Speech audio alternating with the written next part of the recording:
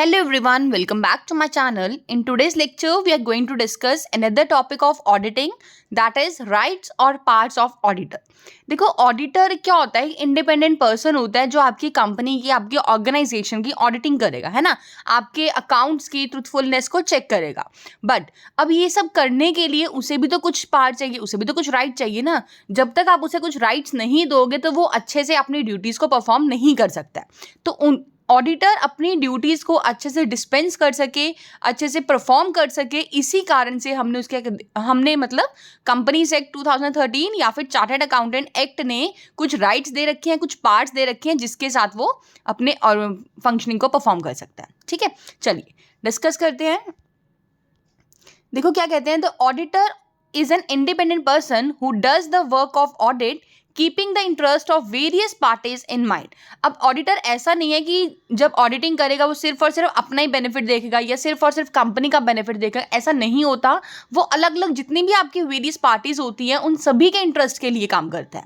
Hence, in order to be able to work independently, the auditor needs certain rights. ताकि अच्छे से independently work कर सके, इसीलिए ऑडिटर को कुछ नीड्स होती है सर्टेन राइट्स की. In order to be able to complete his work smoothly, the auditor has been granted the following rights by Section 143 of the Indian Companies Act and Chartered Accountant Act. तो अच्छे से वो perform कर सके, इसी reason से कुछ rights दिए गए हैं by the Indian companies act 2013 के द्वारा एंड चार्टर्ड अकाउंटेंट एक्ट्स के द्वारा. ठीक है, तो हम आज डिस्कस वही करने वाले हैं कि कौन कौन से राइट्स दिए गए हैं, क्या क्या पार्ट्स दी गई हैं. चलिए, first one is right to assess books, accounts, vouchers of the company. देखो, जब तक ऑडिटर के पास राइट नहीं होगा कि वो बुक्स ऑफ अकाउंट्स को, और मतलब जब ऑडिट करना है तो उसके पास असेस ही नहीं होगा बुक्स का, अकाउंट्स का, किसी भी वाउचर का, तो वो उसे क्या एग्जामिन करेगा, है ना, उनकी ऑडिटिंग कैसे करेगा. तो यही बोला गया है कि उसके पास राइट होना चाहिए कि वो बुक्स, अकाउंट्स, वाउचर्स को क्या कर सके, असेस कर सके. Under Section 143 of the Companies Act 2013, the auditor has the right to assess the books, accounts, and vouchers of the company at all the times, whether the same are located at the head office of the company or any other branch. अगर आपके head office में तब भी आपके पास assess है, अगर वो किसी ब्रांच में है तब भी आपके पास इक्वली असेस होगा. Now, second one is right to receive necessary information and explanation. देखो क्या कहते हैं, under section 143 and 146 of the companies act 2013 for dispensing his duties as an auditor, the auditor has the right to receive necessary information and explanations from the directors and officers of the company. अगर आप चाहते हैं कि आप अपनी duties को अच्छे से डिस्पेंस कर सकें, परफॉर्म कर सकें, तो ऑडिटर के पास एक राइट होता है, उसको जितनी भी रिक्वायर्ड इन्फॉर्मेशन है, जो भी एक्सप्लेनेशन उसे चाहिए, उन सभी को वो ले सकता है फ्रॉम द डायरेक्टर्स या फिर officers of the company. Like अगर वो चेक कर रहा है कि परचेजेज सेल्स हुई हैं, आपकी क्रेडिट पर सेल्स हुई हैं, तो अब क्रेडिट पर सेल्स हुई हैं, किस डेटर को हुई है, किस डेट को की गई है, कितनी अमाउंट की गई है, तो ये सब वो क्वेश्चनिंग कर सकता है. ठीक है, ये सब एक्सप्लेनेशंस वो मांग सकता है डायरेक्टर्स या फिर ऑफिसर्स ऑफ द कंपनी से. He has also the right to determine what information and explanations are necessary for the purpose of his audit. If any information and explanation is not made available to him, and if he does not receive any satisfactory answer to the information or explanation seeked, he has the right to mention the same in his report. अगर उसे auditor को मतलब information या explanation नहीं दी जाती है, या फिर इंफॉर्मेशन तो दे दी बट वो सेटिस्फैक्ट्री इंफॉर्मेशन नहीं है, तो उस केस में ऑडिटर के पास राइट होता है कि वो ये सारी चीज़ें मेंशन करे अपने रिपोर्ट में कि हाँ जी, मैंने ये रिक्वायर्ड इन्फॉर्मेशन मांगी थी और मुझे अवेलेबल नहीं करवाई गई, या फिर अगर अवेलेबल करवाई गई है तो मैं इनके आंसर से सेटिस्फाइड नहीं हुआ था. ठीक है, चलिए, third one is right to receive the prepared final accounts. The auditor has the right to get prepared and receive the final accounts from the management of the company. The task of preparing the final account is not of the auditor. He merely reports upon the truthfulness and the fairness of the same. देखो, auditor के पास right होता है कि accounts को बना भी सकता है और अपने अकाउंट्स को मतलब रिसीव भी कर सकता है अपनी ऑडिटिंग के पर्पज से, है ना। लेकिन जो अकाउंट्स को बनाने का टास्क है ना, वो ऑडिटर का जनरली नहीं होता। ऑडिटर का काम होता है जो अकाउंट्स बने हुए हैं उनके ऊपर अपनी रिपोर्ट तैयार करे, अपना ओपिनियन दे कि क्या वो अकाउंट्स ट्रुथफुल हैं, क्या वो फेयरनेस है, उन अकाउंट्स में करेक्टनेस है, एक्यूरेसी के साथ है वो, ठीक है। बट अगर कभी भी ऑडिटर को मतलब मैनेजमेंट कभी इंसिस्ट करती है ऑडिटर को कि आप ही अकाउंट्स बनाएंगे, तो वो अपना ऑडिटर की कैपेसिटी में नहीं करेगा, वो किसके करेगा, in the capacity of accountant, ठीक है। और उसके लिए अलग से उसे सेपरेटली रेम्युनरेशन भी दी जाती है। If the management insists that the final accounts also be prepared by the auditor, then he does so in the capacity of the accountant and not the auditor. For this, the remuneration is also paid separately. तो उसे अलग से salary भी दी जाएगी accounts को बनाने के लिए, ठीक है। Now, fourth one is right to receive the branch offices. क्या कहते हैं, देखो कि ऑडिटर के पास सिर्फ यही राइट नहीं है कि जहां पर वो एक्चुअली काम कर रहा है सिर्फ वहीं के अकाउंट्स को वो एग्जामिन करेगा, ऐसा नहीं होता। अगर उस पर्टिकुलर कंपनी के पर्टिकुलर इंस्टीट्यूट के अलग अलग ब्रांचेस हैं तो भी उसके पास राइट है कि अलग अलग ब्रांचेस में भी विजिट कर सकता है। बट वो ब्रांच आपकी ओवरसीज नहीं होनी चाहिए, वो आपकी अब्रॉड में नहीं होनी चाहिए ब्रांच।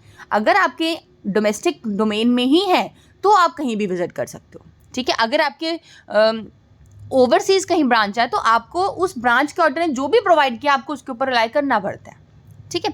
चलिए क्या कहते हैं, according to section 143 of the companies act, if the company has branches which have been audited by somebody other than company auditor, in such a situation the company auditor has the right to inspect the accounts of the branch. Clear है? Under this right he can examine in detail the vouchers and the accounts of the branches of the company. If the branch of the company is situated overseas, then the auditor does not have the right to visit the same. In such a situation, the right of the auditor is limited to the right to examine the copies of books of accounts submitted by the foreign branch office to the head office. तो जो भी foreign branch ने आपको submit किया होगा आप सिर्फ और सिर्फ उन्हीं कॉपीज को ही एग्जामिन कर सकते हैं, आप उनके अलावा कुछ भी वहाँ विजिट नहीं कर सकते, ठीक है। क्लियर है? चलिए नेक्स्ट राइट क्या है, right to receive notice and attend the general meeting. Auditor के पास पूरा राइट होता है कि जो भी आपकी कंपनीज में मीटिंग्स होंगी उनका उसे नोटिस दिया जाएगा और उसके पास राइट है कि वो जर्नल मीटिंग्स को अटेंड कर सकता है, ठीक है।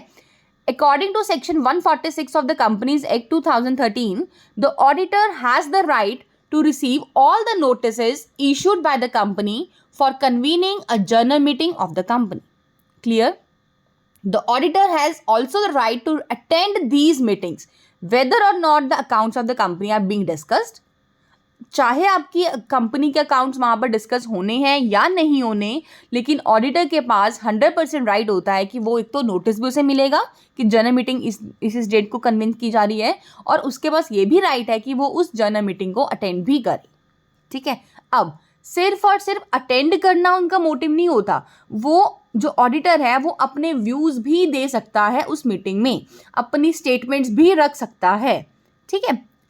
तो नेक्स्ट आपका यही राइट है, right to make statement in the general meeting.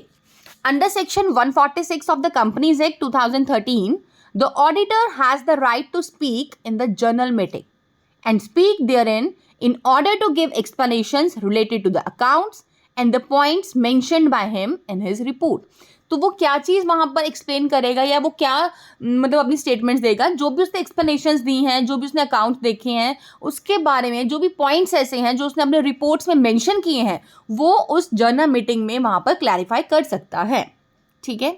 Normally, it is not mandatory for the auditor to be present in each and every annual journal meeting, but in the following circumstances, the auditor should attend the annual journal meeting.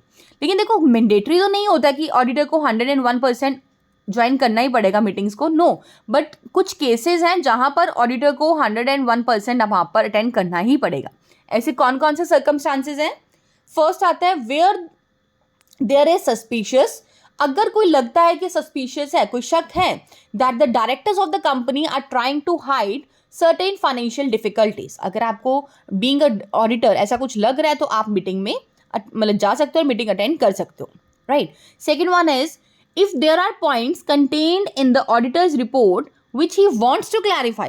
कुछ ऐसे points हैं auditor की report में जो वो चाहता है कि मैं खुद से ही क्लैरिफाई करूँ, तब भी वो अटेंड करेगा.